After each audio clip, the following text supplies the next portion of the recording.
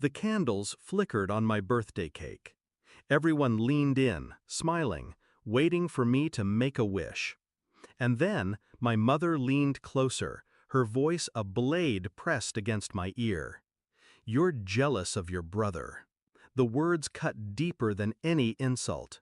Not loud enough for the others to hear, just sharp enough for me. I didn't flinch. I didn't give her the satisfaction. I only exhaled slowly, like smoke leaving a fire. Then I turned, met her eyes, and whispered back, calm, deadly precise. "Then let him pay your bills." Her smile froze. The room didn't notice, but I knew. From that moment, everything changed. It hadn't always been like this. When my brother and I were kids, I carried him on my shoulders, protected him when the world felt cruel. I was the quiet one, the steady one. He was the golden child, loud, adored, reckless. I never resented it. I thought that was love. So when he stumbled into debt, I covered him. When he couldn't pay rent, I wired the money. When his credit tanked, I co-signed the loan. And my parents? They didn't thank me. They praised him. "Look how well he's doing," they'd say, as if his survival was his own achievement, not my sacrifice. I didn't mind, not then. I thought love meant giving without keeping score. Until I realized I was the only one bleeding. The signs of betrayal came slow. A conversation I wasn't supposed to overhear. My brother laughing about how easy I was to use. A dinner where my parents toasted his independence, while I silently paid the bill they never saw. And finally, my mother's whisper over the candles.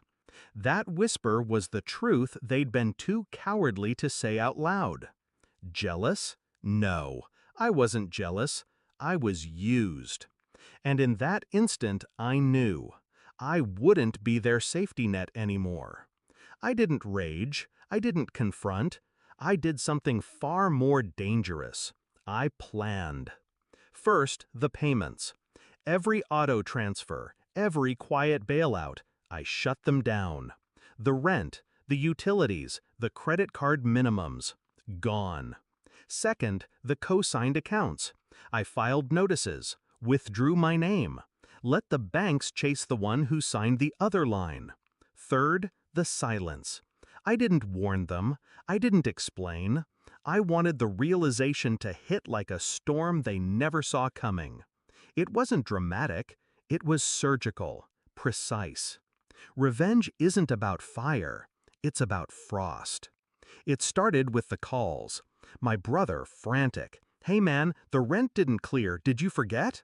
I told him, steady, "I didn't forget." Then my mother.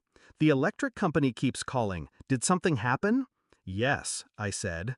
I stopped paying. The shock in her silence was worth every dollar I'd ever spent. Weeks passed. The fallout grew. My brother's car was repossessed. He hadn't made a single payment on his own. His landlord taped an eviction notice to the door. My parents scrambled when the mortgage fell into arrears. For the first time, they faced the life I'd been shielding them from, reality. And they hated me for it. Called me selfish, cold, heartless. Funny, that's what they'd always been to me. They just didn't like the mirror I held up. The climax came one evening, another family dinner. Quieter now. No laughter, no golden glow around my brother. Just tension thick as smoke. My mother looked at me, her face tight. "Why are you doing this? We're your family." I set down my fork, my voice calm, deliberate. Family doesn't whisper poison over birthday cake. Family doesn't use you like an ATM. You wanted me silent and invisible. Fine, now you get to see what life is without me. My brother tried to speak, anger, excuses, I don't know. I didn't let him. I leaned closer, my words sharp enough to leave scars. Bills don't pay themselves. You'll figure that out soon. The silence that followed was heavier than any argument. Do I regret it? No. For years, I let myself believe love meant sacrifice, that giving more would earn respect, that saving them would make me part of their pride. But respect isn't bought. Love isn't begged for. And the day I cut them off wasn't cruelty. It was clarity. Now, when they call, I don't pick up. When they beg, I don't listen. When they curse my name, I smile. Because I'm not jealous of my brother, I'm free of him. And freedom tastes better than any birthday cake ever could. They thought I'd never stop giving. They were wrong. I stopped. And the moment I did, their world collapsed. All I had to do was nothing. And nothing was the sharpest weapon I ever held.